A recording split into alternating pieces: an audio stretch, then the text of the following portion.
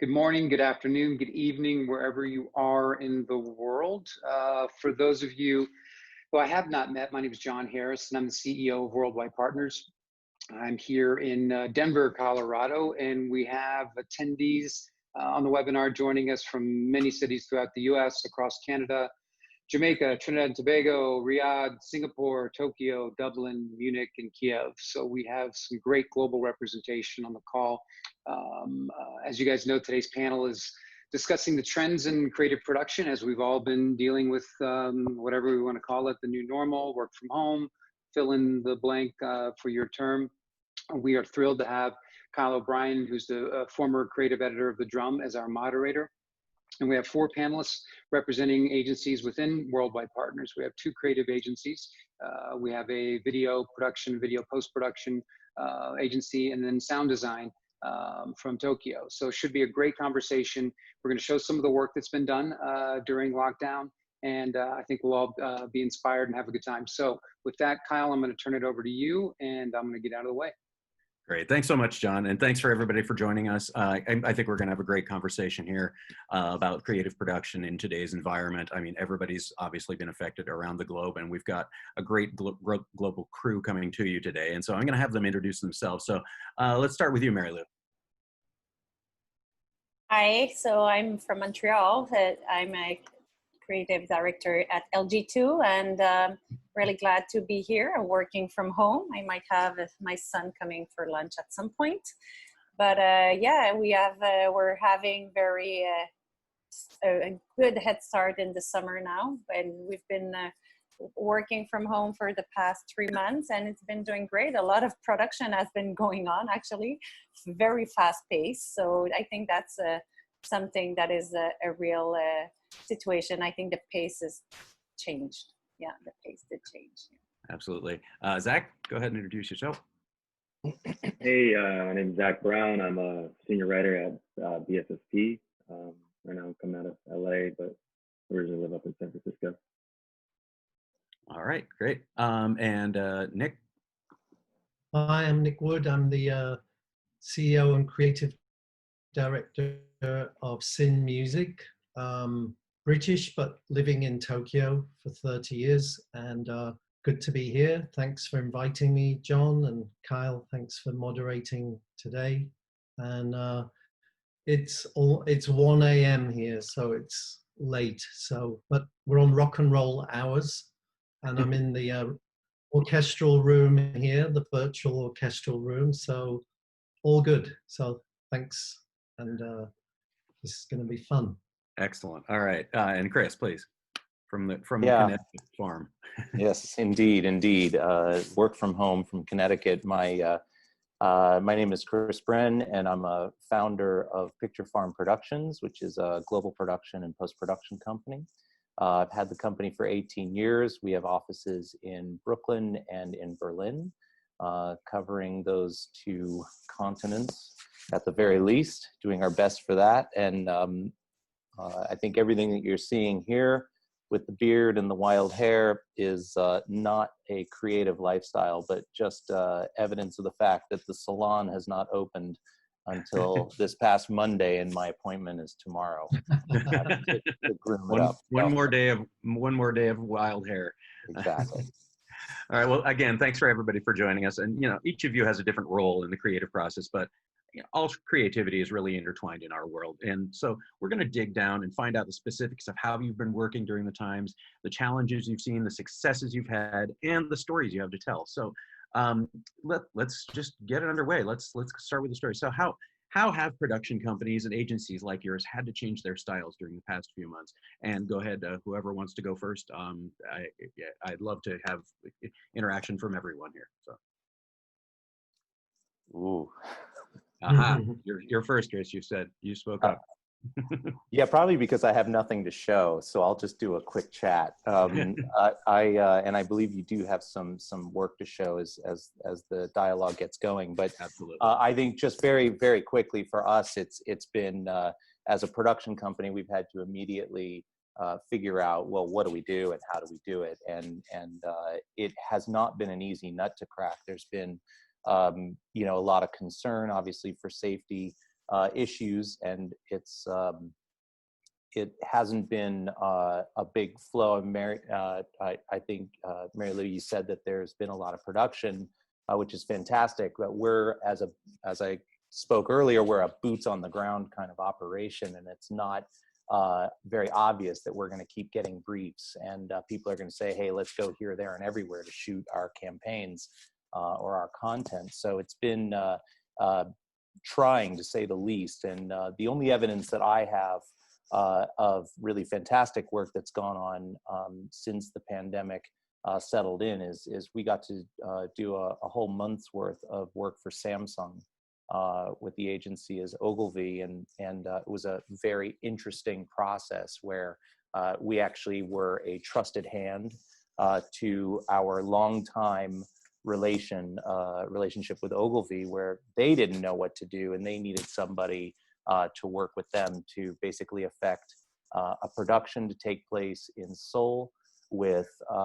photographers and directors who were either local or Asia based, with their representation coming out of Australia and London, the creative director coming out of the East Coast and West Coast of the United States, our producer working out of Denver, et cetera, basically pulling this thing together in such a way that was completely new and exciting. And we just felt great that we had the opportunity to really execute something so heavy duty.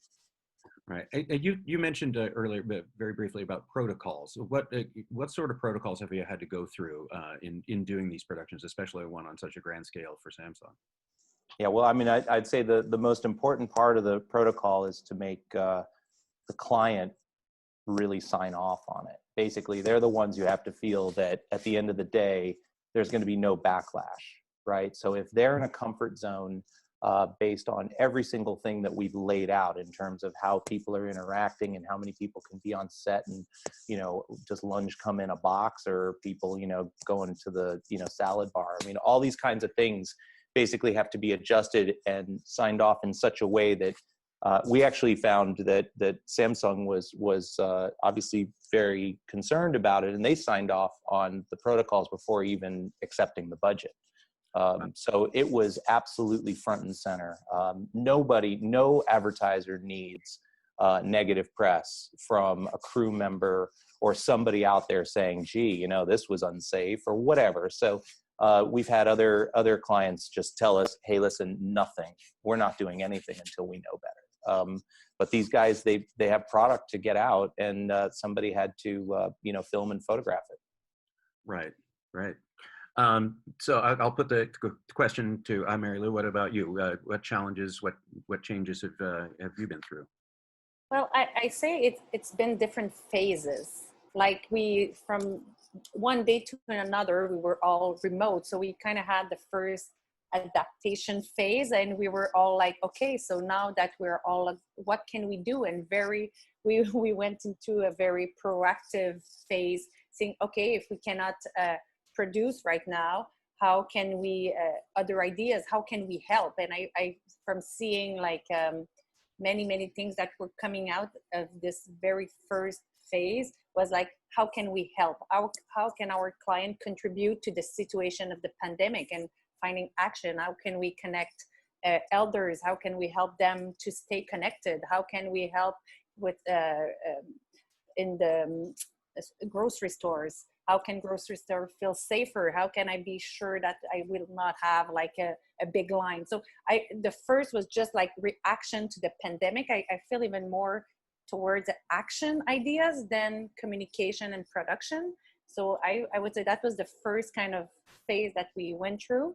And then after that, okay, well, so let's start communicating and saying that we are there, and more in social type of messages. So we work for the government just to talk about the security measures that we have, and the different brands that want to kind of share more how they help, and that they are there, and reusing footage. Chris, you were talking about that earlier. So that was the kind of the reusing footage phase, and Zoom type of production or Zoom directed people. we did something that we used 19 brands, 19 of our clients, and because everybody, like all the clients, of course, we were stressed as agencies. How will revenue go? Clients were stressed as businesses. How will revenue go? But they wanted to start talking, so we gathered like 19 brands and created a campaign that one client was recommending another client that was recommending another client that was recommending another client. So, and everybody gathered their money together, and we really managed to got something going on, some kind of visibility on TV that would create a real movement. But this was all Zoom directed clients. So really the type of, I'm sure you've all seen this, but the type of like, I'm filming, my son is filming myself, and someone is talking on the phone and say it again, or move the camera a bit like this. And we're just kind of really homemade videos. So we went through the homemade video phase after the reused footage manifesto, the homemade video phase. And now we're like, starting to go back to producing original stuff. So so we're, I don't know how it works, but here in Quebec we have, you were talking, Chris, about protocols, but we have very strict protocols, like rules from the government and the security department. So it's not like we have to, okay, how will we do this? We have to do it a certain way. So location has become something almost close to impossible, because you would have to take the people out and clean the house, and nobody can we have a 2 meter distancing here in Quebec. So I know it varies from place to place, but here it's 2 meters. 2 meters is a lot. So location has become really difficult. So we went more for like finding people, casting people for their talent and their location, because making this all one. So now we're going back to, okay, producing, respecting the protocols. This is the new phase. So I would like, I haven't thought of this like that before, but it's like the manifesto reuse footage to the homemade production, and now producing safely. And we're in this, but with the challenges that for time and money that this brings. So yeah, so that's how it's been. A little bit about, do you have to have a health advisor when you do a shoot at all? I mean, I know you're not doing much on location, but do you have to follow a very, very strict protocol from the government? Yes, we do have to follow a very strict protocol from the government. So like our producer have been trained, so they, like, every time, so we have to work a bit more closely. So creative have to work with the production team, so to make sure that this can be produced. So if you want to, it becomes a bit more challenging when you want to create real life scenes in a house. If you want to have kids, then it, like, we have to rethink the way we write scripts so they are producible. And we find out that like humor is a bit harder to do in this kind of situation, because it needs like very close contact with the talent and the director. We did one that was really good, but it's actually a stand-up comic who actually directed himself, so that kind of worked. But if you want to work with talent and find subtlety, so from now, like the vignette, I'm not sure how it was, scenes, and with a voiceover, it's easier at this point still. Right. Yeah. Interesting.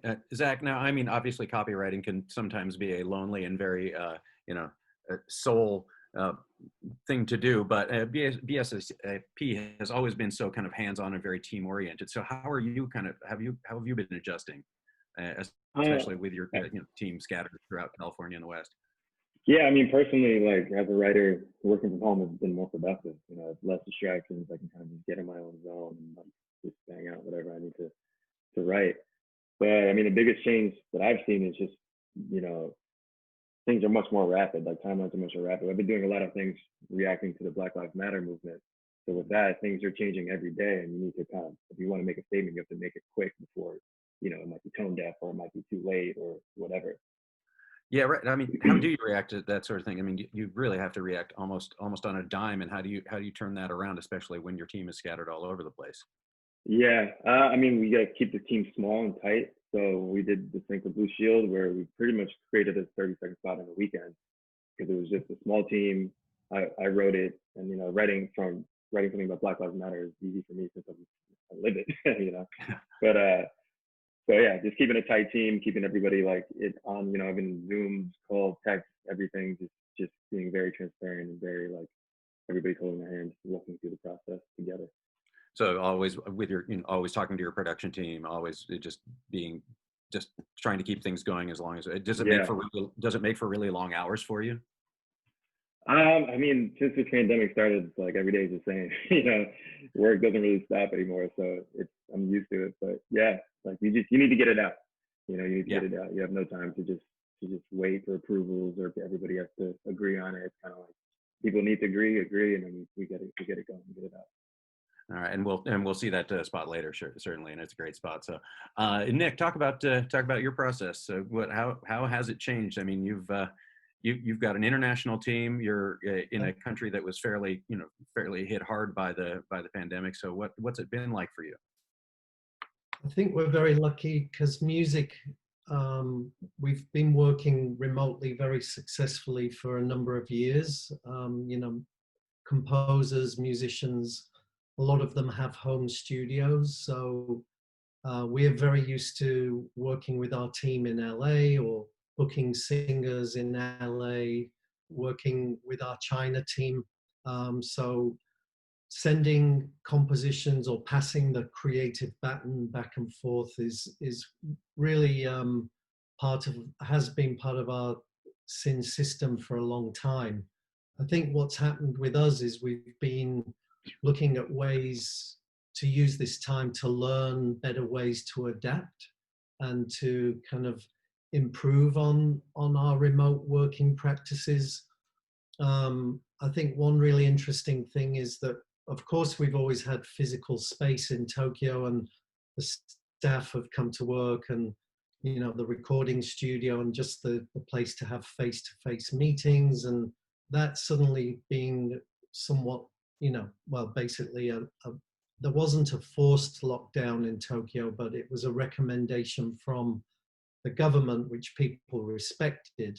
But I think getting our staff who were used to going to work every day to work remotely, that's been one of the things we had to adapt to. And I have to say, I feel like the company's closer than it was pre-COVID.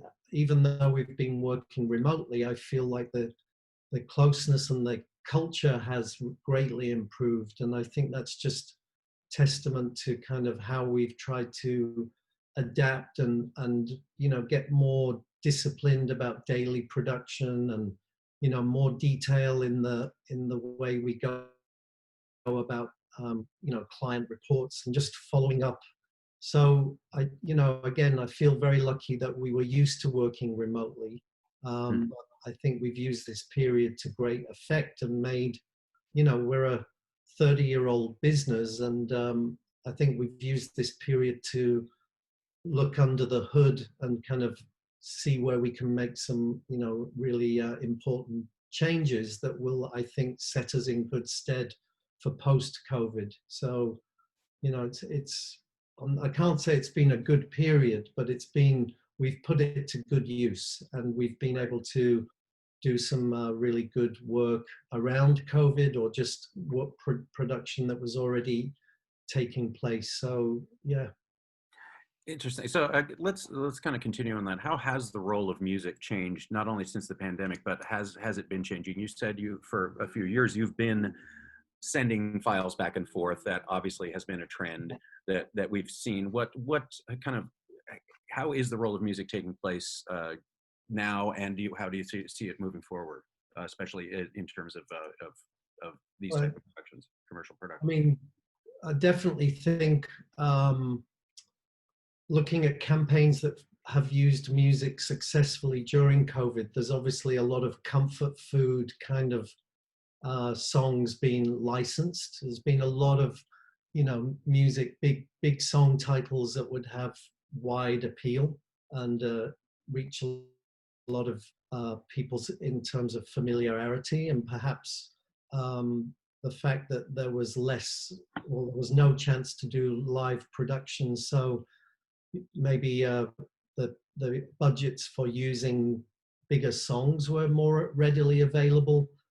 But I think there's been a lot of, obviously, Bill Withers' Lean on Me for Walmart, and they used David Bowie's Heroes, and, there's been some, big songs being used during this time. So I think coming out of COVID, I think we're going to see a period of where, travel, loved ones getting together again. We're going to see a lot more music, to celebrate this kind of regathering, and it'll be interesting to see how music helps to tell those stories and those emotions, and leave lasting memories. But I do think music has become, I feel, a great part of, this emotional journey that we've all gone through with COVID, and coming out of it, I think it will help, give an optimistic feeling and something positive for the future. I can definitely see with the work that we've done with limited production, like the CNN spot we did, which was all photographs and stock footage, but the music played a really strong role in telling the story and the emotion. And I see many other examples of that happening. And perhaps, I mean, of course I'm biased, but I do hope the spotlight of music and its value and its long-lasting, possibilities will be taken into greater consideration moving forward. And, music is, if you look at it in terms of what it costs, it is amazingly good value. It's good value for money. So to all the creatives on this call, please use music and use it wisely and use it well. And yeah, so I think this will be a good period for music production companies like Sin. Excellent. Aside from music, what kind of trends are you all seeing out there that have popped up over the last few months, either positive or negative? But what sort of trends have you seen, and how practical do you think all these trends that you may see are? Chris, anything from you on the production front that you see that's popped up? Yeah, I mean, I actually, kind of touching on what Nick was just saying, is sort of not taking everything for granted. There were things that were taken for granted, I should say, or maybe that's a little bit too harsh, but looking at processes differently now is what's the most interesting thing to me, is basically, how do you reduce the decision making? Zack got out there and he just makes stuff. He's making stuff so much faster perhaps than ever before. I mean, I don't want to speak for you, but I get from what you said about your process right now is that you're just getting down to it. And I wonder if this,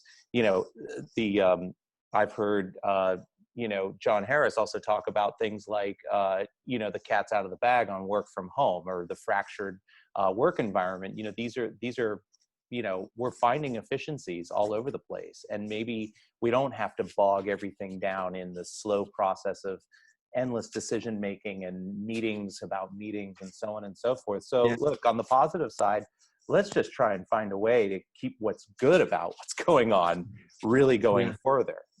So that's the best part about what's going on, is just pure efficiency and kind of getting down to business.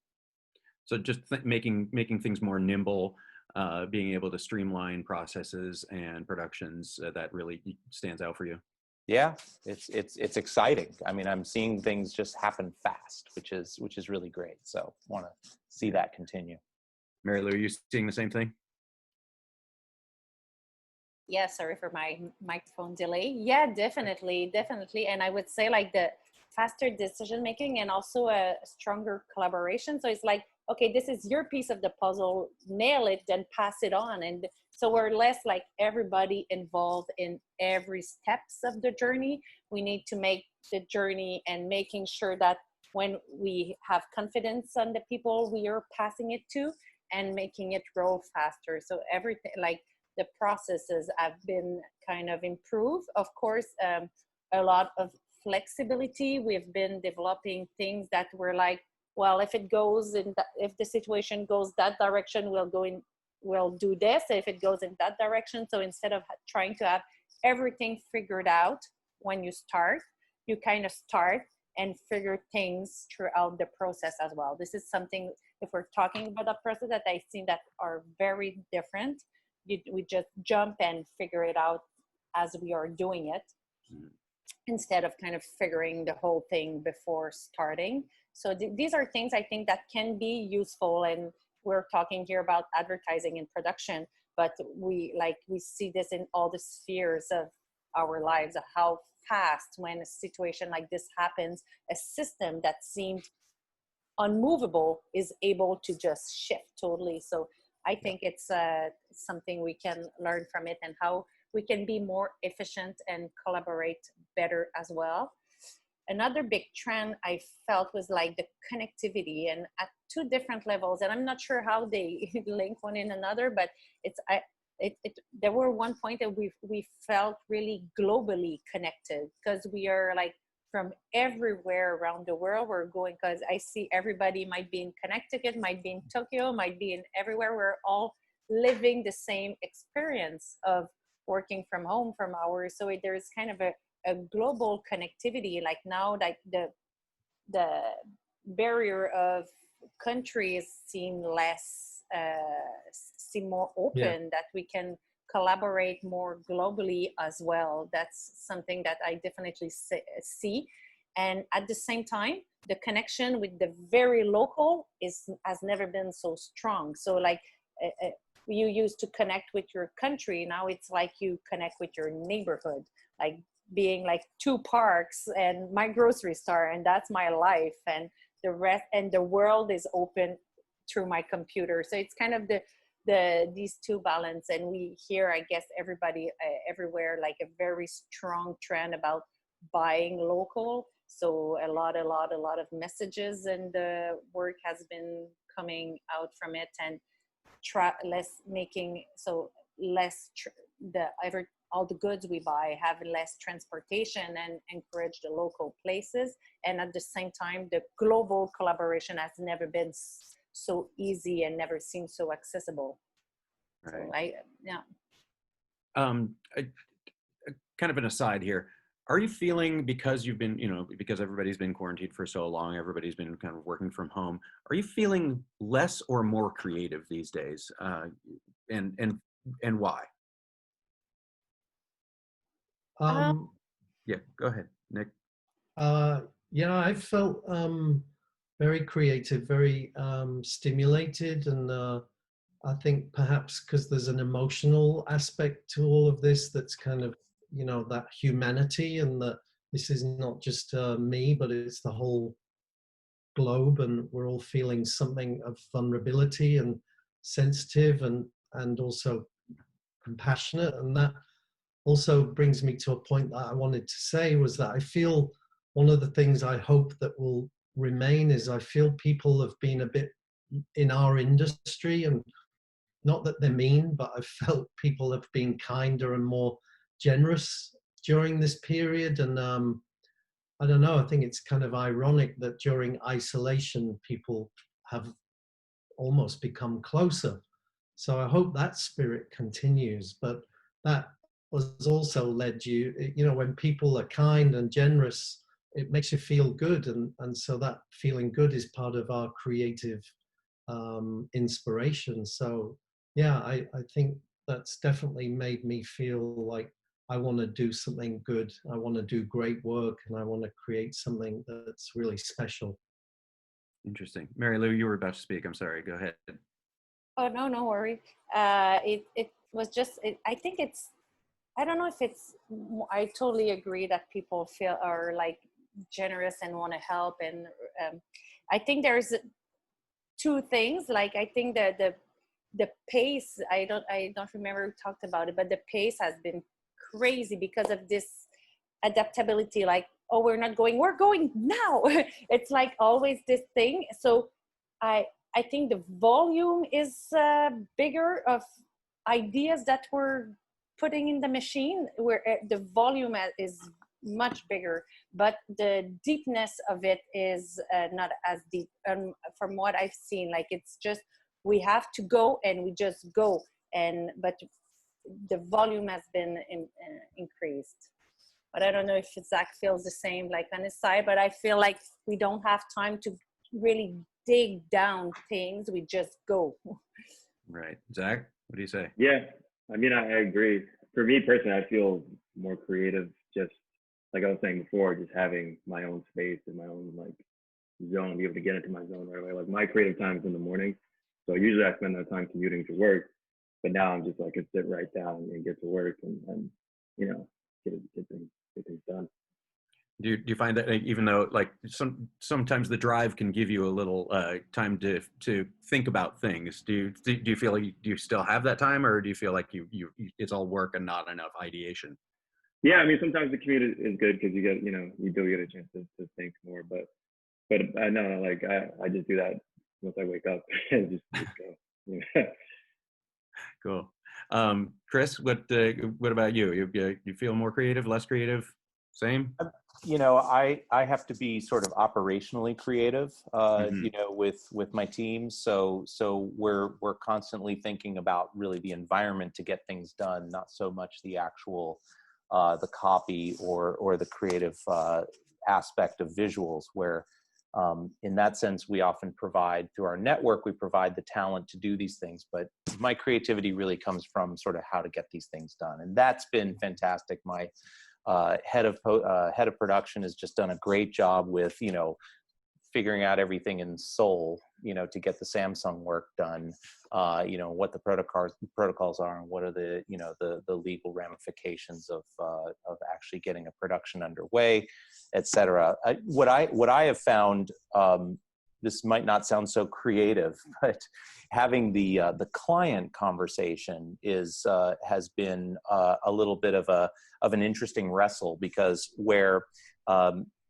Nick spoke beautifully about, you know, a lot of people coming together and having this opportunity to kind of play nice in the sandbox. And I think that has been the case for the most part. Everybody's like, gee, how do we do this? And you go, great, well, let's figure it out together. And it doesn't feel, it has, I wouldn't say less pressure, but it's less precious, perhaps, you know, the process to figure these things out. And as we do it, it's the one fascinating thing I've seen, is wasn't with Samsung, but with a different client, was there was, we were preparing them for, hey, listen, you know, it's going to work like this. And so we have to kind of, you know, sort of couch our hopes of how much can get done in a day. You know, maybe we get 10 shots done. And, you know, the shot list that we got back, you know, 2 days before the shoot with 22 plus variations. You're like, wait a second, what just happened here? You know, so everybody's looking to do their best, but there's still there still remains a very corporate mentality of, you know, the CMO is demanding to get, as Marilou says, is all this stuff done, right? And the question is, how much can you actually get done properly and effectively, and make something really good, and not just incur wild overtime charges for no reason other than lack of communication. So we've been communicating a ton, but we're also kind of creatively working with the client to determine, you know, to adjust their perspectives on what they can actually get done in a day. Interesting. Well, that kind of goes into it. What's the one biggest challenge that everyone has had? Obviously, it's going to be probably going to be something different for everyone, but what's the one biggest challenge, and maybe the one biggest surprise you've had during this whole thing? And since Chris, you've been talking, go ahead and take that. I mean, the biggest challenge is just reacting fast enough to you know, what the either the ad agency or the brand is asking for. That's been really tough to figure out, well, where can we do that? So just the kind of that, coming back to the creative process, that component has been the biggest challenge. Okay. Fortunately, we've been doing it for long enough where we can sort of kind of go to our go-to situations, but just figuring out where stuff can legally be done and in a proper sort of healthy environment, and where we keep everybody's you know, keep the client is not at risk for, you know, making a mess of things. That's been the biggest challenge. Interesting. Nick, what about you?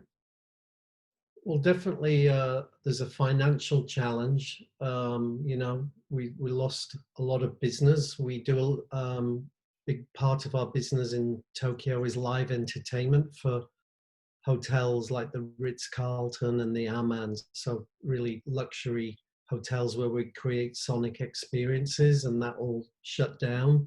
So that was very tough. But we made the decision to fire the landlord and not the staff. So that was a good decision. We closed one of our floors, the admin floor, which was actually a great decision. It felt really liberating. And, everyone's been working remotely, but we still have our recording studio, so we can still gather when it was appropriate.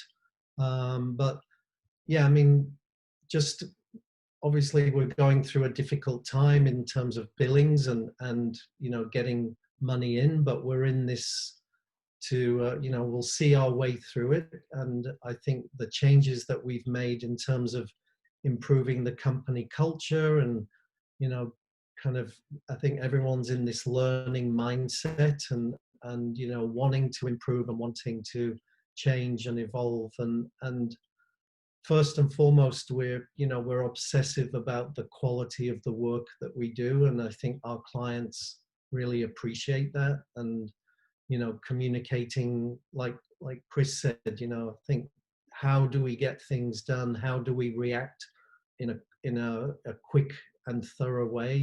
One of the spots we did for CNN was briefed on a Thursday, and it was on air the following Thursday. So how do we get that done? So yeah, I think the financial challenge would probably be our biggest one, but I think we're over that hurdle, or we're getting closer to that. So I don't know how everybody else has been with money, but it hit us hard. But we feel optimistic about the future. Right, Marilou, challenge financial as well, or is it more on the creative end? Well, we definitely had financial challenges. At first, everybody it's such a new situation. I felt like everybody froze, and it's like, should I talk? Should I not talk? Should I go? Should I not go? So everything, and it's the uncertainty, like we didn't know. And I think the challenge is more like not knowing when you have a financial situation, and you kind of know, okay, this is the situation, and you can make your decision because you understand the impact. It's not understanding the impact that is probably the biggest challenge, and you don't know how important the challenge would be. And the other one, Nick talked about it, like a briefed on a Thursday and on air the next Thursday. I don't know how it became like this, but this is the reality. And at first we're like, okay, let's do it.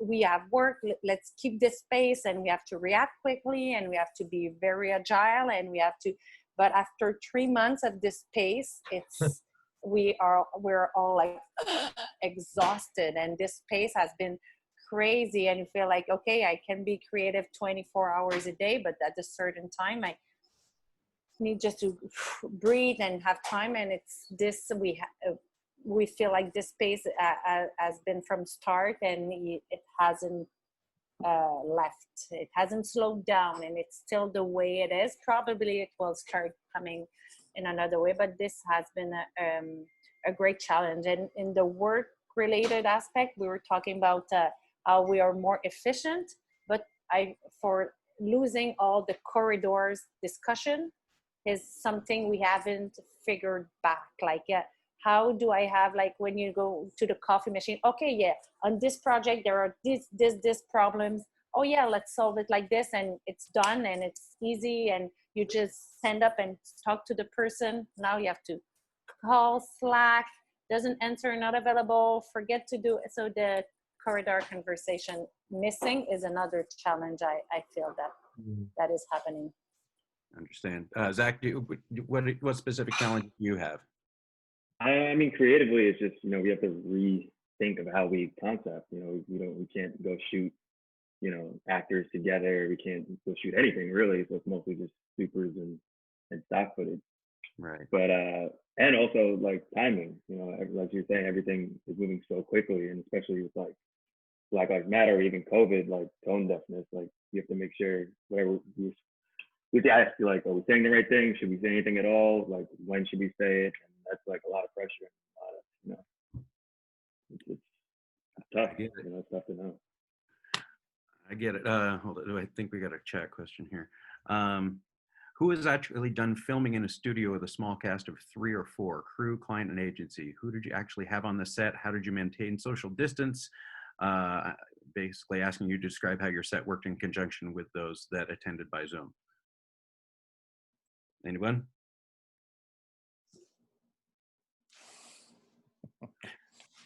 All right, Ooh.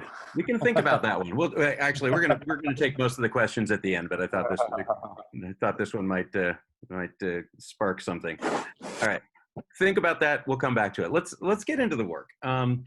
You've all done some interesting, great work in very trying times here. So let's get a chance to see that now. Marilou's coming up first. With whole home Wi-Fi from Bell, work from anywhere you want. From the office, from the kitchen, from the bedroom, from the living room, from the balcony, from the garage. With whole home Wi-Fi from Bell. All right, Marilou, explain this and give us the background on it, because obviously this seems very relatable to a lot of us. Yes, definitely. And just in a production, because talking about services that you will use home, like there were the Wi-Fi and there was the TV as well in this campaign, and you need to be home. Like it's hard to create real life situation that really feel authentic in a studio. And again, like you cannot, how do we, my son, like in the exactly the same, this is not like the concept exactly. It's hard like to create this real life situation in a studio. So we really needed to find the casting was like the comedian, her family, and her house. So this is, you're casting three things at the same time. So she's the talent, but then the family is there, and it's her family, of course, because nobody else can enter the house. And having this really relatable situation we've seen many times. It's like, and I've been doing, it's like walking with my computer all over the place. So this was really insightful. So it's like writing the little jokes and then finding the perfect casting for doing this spot, and having her and her family. And so it's, again, this is, you have one person, the other one are just there and they're not talking on cam, so it's easier. But if we really wanted to have two person interacting, and one is a comedian, another one is the son and is not a comedian, you haven't cast him for it, it might have been difficult. So it's like writing the things and thinking, okay, it won't be interaction, the rest of the family will be background, and create this insightful situation that we're all experienced over the past 3 months. So this is a bit the backstory for this spot. And how did you kind of gather all the, when she shot it all, did she just send it to you? What kind of meetings were there beforehand? Or was it all done on Zoom? What was the kind of? Well, she actually filmed with an iPhone, because they tried many different cameras and it didn't got the real look of the computer, and the computer was connected and she was directed, okay, redo this. She was directed through Zoom. So everybody were home, working from home, directing her. And for making the process easier, the client approved after the shooting. So so sometimes it was a bit, because to be able to be agile, okay, so this scene is good, send it to client, move to the next scene. So the bedroom we're done, move to the kitchen one. So, the background in the room, there were problems. So we had to go back in the room, but it was like, it's really like, okay, this is what we shot. Is there a big major issue? And of course, there is no costume the same way. There is no air dressing the same way. It's natural. It's real life, real people in their real environment. We can adjust a few things, but we won't go like, we won't change the whole house for the shooting. So it's like, are we comfortable with this? Is there a problem? Instead of, I would like the shirt with the longer, no, it's like just going back to the basic and streamlining the approbation process. And does it work? Is there a major issue? And I think that's how we can manage this type of production, being very flexible and very open to kind of the magic of a real house and real people in it. Yeah. What was the lighting like? I mean, the lighting seemed to be pretty good all around. Did you have to kind of coach her in that? What was the deal on that? Yeah, well, actually, the one thing that was very lucky for this situation, and I forgot to talk about this, but her husband worked in cinema, so so it's like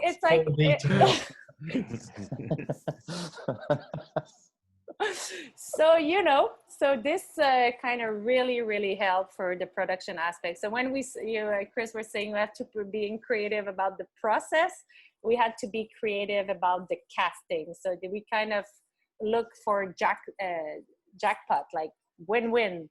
Right. Nice house, great comedian, husband working, being able to rig the light and stuff, because you can deliver things, but you cannot enter the house. There was one person allowed to enter the house.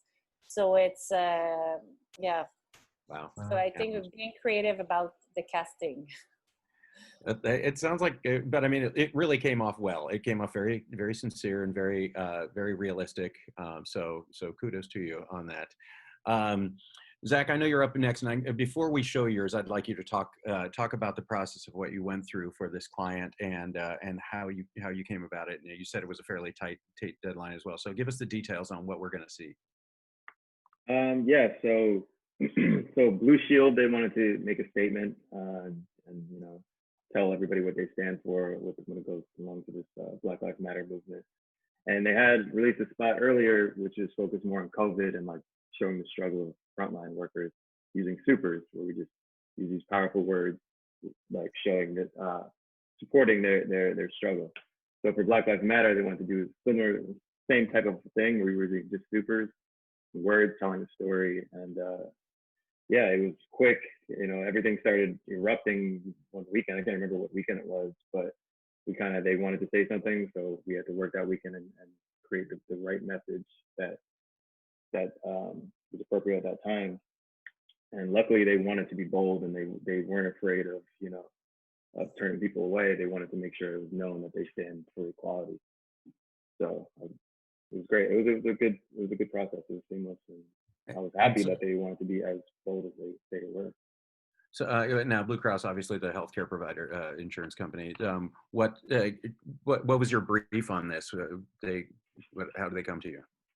I mean, it wasn't, my creative director hit me up. I was working on another project at the time, like a side project, and he was like, "Look, this is happening. They want to say something, and we'd love if you help bring this to life." And I was happy to, happy to help craft their message. Yeah, and were they happy with the output? Yeah, they loved it. It's been getting a lot of good response. Great. Well, I guess let's cue it up and take a look.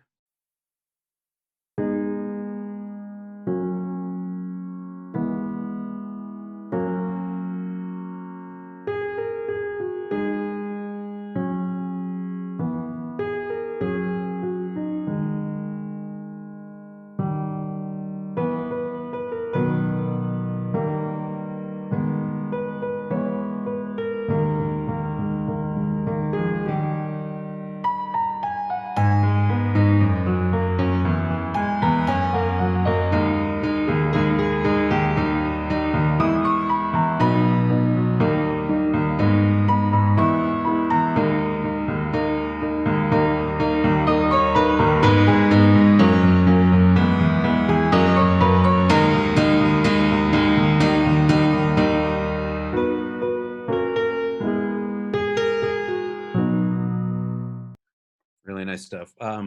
using California Dream. And do you know who that was on piano? What whose version of that was? I don't. Sorry. But that, yeah, they use that for everything, really. Oh, okay. Yeah, I mean, it really timed out well, especially the production of it. Obviously timing it with the crescendo of the music was great. So, any other kind of tidbits you want to give on that? I mean, we wanted to make sure the right words were being used, and they were powerful words like murdered, which had probably the longest amount of screen time, and using the names. Like a lot of, say their names is what we want to happen. We want people to remember these people, and I was really excited that they were down with being that bold with it. And this was early on, so this was before a lot of you're seeing more brands follow suit, but this is when people were like kind of nervous at making a statement, taking a stand. Oh, okay. So this was a few weeks ago then, or yeah, this came out a couple weeks ago. Oh wow. Okay. Wow. It's really great stuff. Thank you for sharing that. Continuing on, Nick, I'd like you to talk about what you did for your client and the challenges and the successes that you've had with it so far. So take it away. I think is it Rakuten we're showing. Yes. Yeah. So this was an interesting project because there's a style of music in Japan called a matsuri style. It's like a folk song, and there's a lot of festivals in Japan. So it's kind of a traditional Japanese folk style of music. And we wrote a song for Rakuten Japan for their concierge telephone service.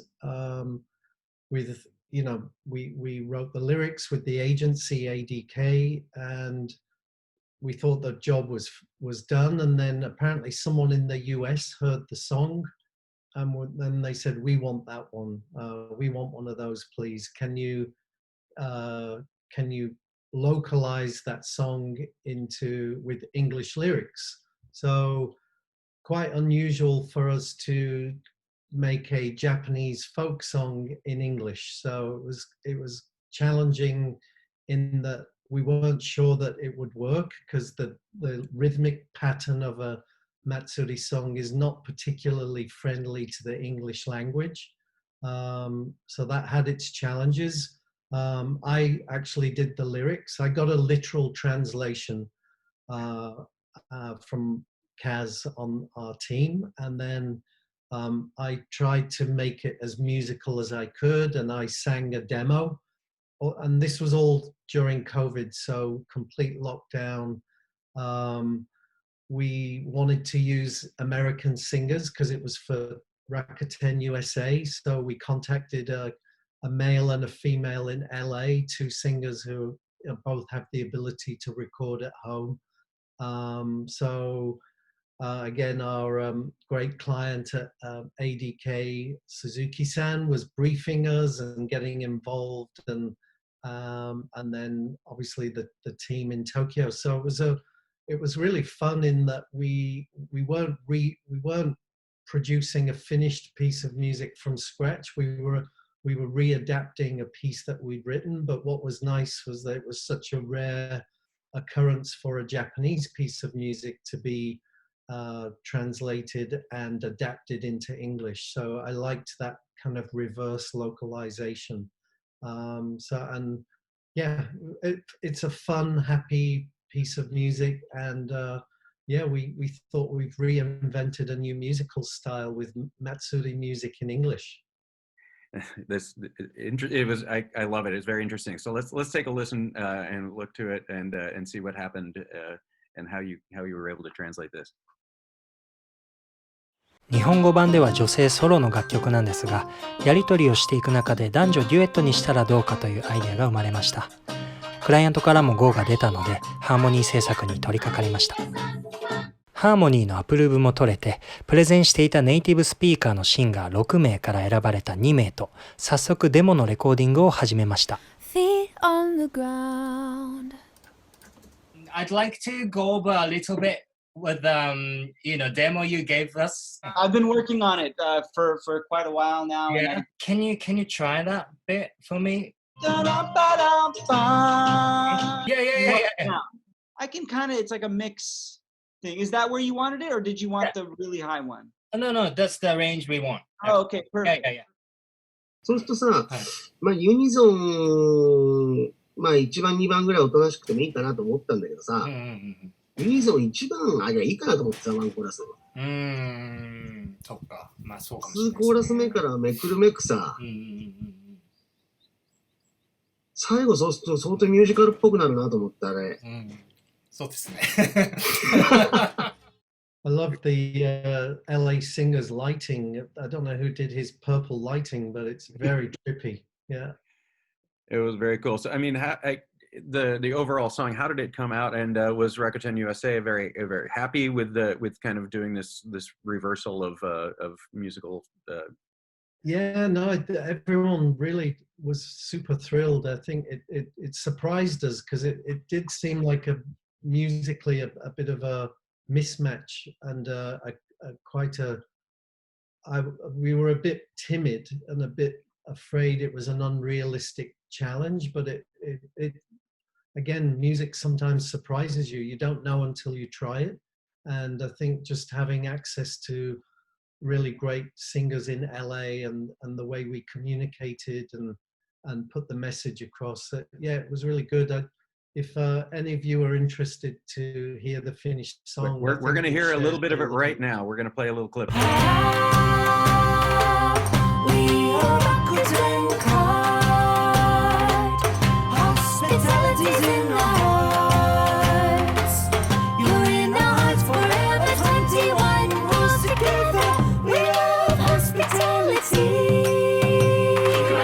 Please be attentive, consider how people feel.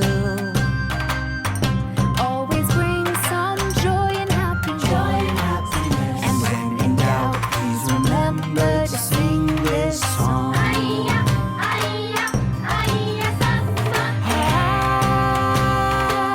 We are Rakuten Card. Hospitality's in our hearts. You're in our hearts forever. 21 rules together. We love hospitality. And there you have it. I mean, it definitely does sound like a Japanese folk song, but with the English lyrics, you kind of go, wait, is that actually in English? Yeah. It's a lovely, charming project. We all enjoyed working on it. It's great. It sounds like a lot of fun. So, I mean, okay, now we've seen what you've been able to do during this time. Would you all call those as kind of your best production stories, or do you have another one that you could relay that even though we don't have the work, that you might be able to say, okay, this is how we pulled off this one, and it was amazing, or were these the kind of ones that you chose? Yeah, I can jump in on that real sure. fast. And I was a little bit shy earlier when one of the attendees had asked that question. I wasn't exactly sure as I was processing it. I was sort of being quiet, so that was unnecessary. We actually we did have again, coming back to the Samsung shoots, we did multiple shoots over the month of May, and I think that for us, sort of the great success of the whole thing was actually figuring out what's the technology that's going to allow everybody to communicate from all over the globe. So with creatives, one creative working out of his house in the state of Maine, another one on the west coast of the US, the team on the ground in Seoul. We had our producer working out of Denver, et cetera, et cetera. Just how do you get all these people into one place? And working with a company like Samsung, where we had to have, obviously it's the security requirements are above and beyond. And so to get them to approve something was great. They ended up using an enterprise streaming system called Evercast, which was great. It allowed for multiple cameras to be able to feed that stream so everybody could see what was going on there. But we couldn't use Zoom because it's insecure. in terms of what's being shown. And then ultimately, however, Zoom was used for all of the creative meetings. So there we go, second platform, another usage, but everybody just diving straight into it and using it. And there were breakout meetings and different rooms that basically people could go into to have direct discussions between director and creative and producer and so on and so forth. So that was fantastic. And then our producer, Alex, who's working from the country, from the family ranch in Colorado, actually was obviously up in the middle of the night as these shoots were going on, but he's taking the information that he's getting from various sources, whether it's the client or the agency saying we want X, Y, and Z to happen. He's dictating that to the assistant director on set via WhatsApp. Okay, so here's this incredible kind of coordination of everybody jumping on board to the technology and just making it work as well as possible. So I would say that overall is one of the great successes. Now on set, it was all under strict protocol, and there was a way to have a Capture One station sitting in the hair and makeup department so you could get immediate approvals. All this kind of stuff was going on, but had to be figured out in advance so that when talent came and crew started setting up lights, that it was a really as efficient as it could possibly be. And again, I come back to this thing. I think we're kind of showing the world how much can be done. And if travel is an issue budgetarily in the future, and people want to put more money on the screen, I think we figured out how to do that. So we're pretty stoked. That's great. When are we going to be able to see this work? Gosh, they don't even tell us. It's so secret. They're like, you can go now. We're like, okay. Well, we'll have a follow up on that then. Yeah. Anybody else have any other kind of production tales they want to tell? Yeah, I sent over another sample. I'm not sure if you guys have it queued up. It's called "It Doesn't Matter," which was a poem that I wrote, and I posted it on Instagram. It got a lot of positive responses. So I decided to turn it into a film, and to do so, I reached out to my art director partner and an editor that we've worked with in the past, and we put it together in about a week. It was definitely a collaborative experience, but BSSP helped as well. For the VO, I reached out to all my friends to read it. So I had friends around the country just reading into their cell phone to record it. And then for the photography we found a photographer on Instagram who had made his photos available to the public through like a Google Drive on his Instagram, which is great. So we had these high-res images that we can use, that we got permission to use from him. And and music we got donated from APM. So it kind of just all came together and created this film, this poem. Very cool. Unfortunately, we don't have that queued up right now, but do you have a place where people could go to view that? Yeah, it's on my Instagram, which is It's Zack, ITSZACK, or you can search on YouTube, It Doesn't Matter, or Vimeo, It Doesn't Matter. Great. Can you say the Instagram one more time? It's Zack, ITSZACK. Great. I think you're going to get some new followers. We did an interesting project for CNN called Go There, Thank You, which was a tribute to workers on the front line. And they used only stock footage photographs, and the creative director, Whit Fries, was asking for a very emotional, quite something to start off very simple on piano, but to grow to something quite epic and emotional, ideally with strings, with full orchestra. So I knew that wasn't possible, but we had a few years prior had done a beautiful campaign for CNN with a live orchestra, and I tried editing that piece of music to the film, or to the test film he'd given me, and we both realized it had amazing potential, but it didn't have the right kind of piano that we wanted to start off this piece with a a very intimate kind of solo sound and the strings to come in. So we ended up recording new piano to the existing strings, and I worked with a pianist in LA, and then did quite a lot of editing to the orchestral piece to make it work. And to begin with, this was planned to have a mix of moving images, stock footage, photographs, and a VO, a voiceover. But as a result, I think, of the power of this music piece, they opted for only photographs and no VO.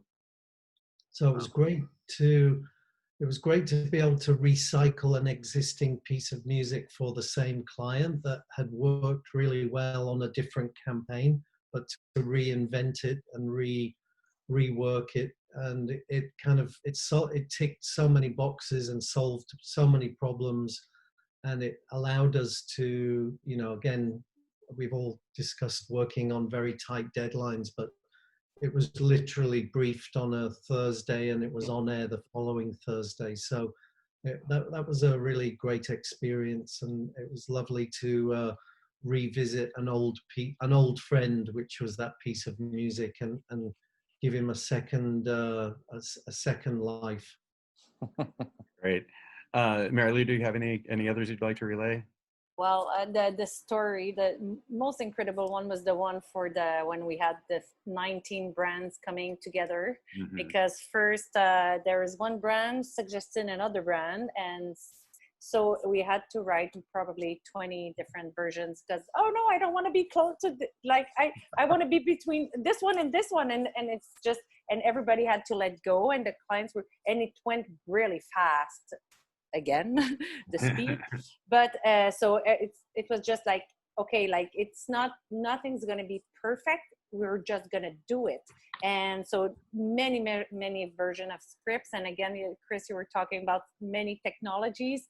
So the clients were directed by Zoom, and their partner had to film them, or their kid, with a cell phone. So okay, take a picture of the framing and then send it to the director, and then the director will send it to the creative team, and it's like, okay, good, move this, okay, we move this. So we're all like, and then the first shot, and we receive a clip, send the clip, look at the clip, come back, all remotely. It was pretty crazy, and they did like 6-7 clients a day, so everything was shot in less than 3 days.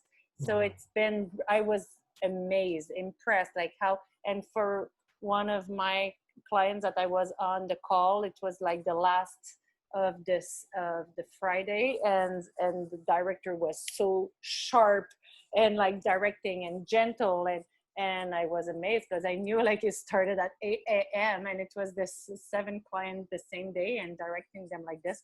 We're using like sending by, okay, no, Messenger works, okay, no, the iMessage does not. So using everything that was possible. I think that was the most amazing production story I've seen.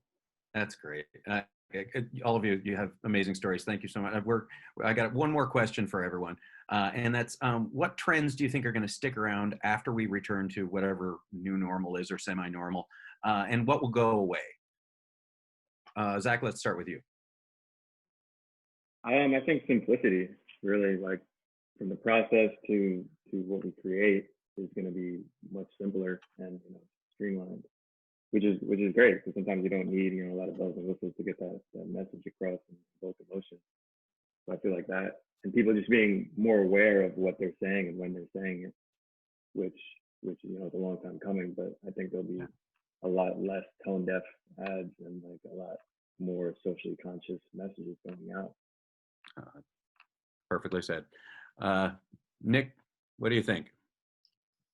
I think non-essential travel, definitely that's not going to come back. And I think this willingness to engage on Zoom and other technology as our new kind of digital handshake, I think this will become the norm. And, you know, I think I'm guilty of it, but I was always under the impression that to do business in the United States and other countries, you had to go and visit. You had to go and meet that person, look them in the eye and shake their hand and, you know, get to know them And that's still, of course, that's still great when it can happen. But I think there's now a clear acceptance and understanding and cultural shift that we can get a lot done this way, you know, communicating this way, and we can reduce carbon footprint, and we can save money, and like Chris said, we can put more money on the screen or on the orchestra, you know. And I think that's going to be, I hope that's going to be a long-lasting change, because I think we've all proven on this discussion that we can work effectively and efficiently this way. And of course, it's lovely to meet people in person and attend the Worldwide Partners conferences. But you know, for the time being, I think we're all going to be as creative and as effective working long distance and remotely.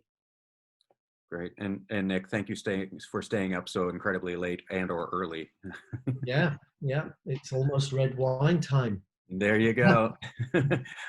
So Chris, talk. What do you think will stay? What do you think will go?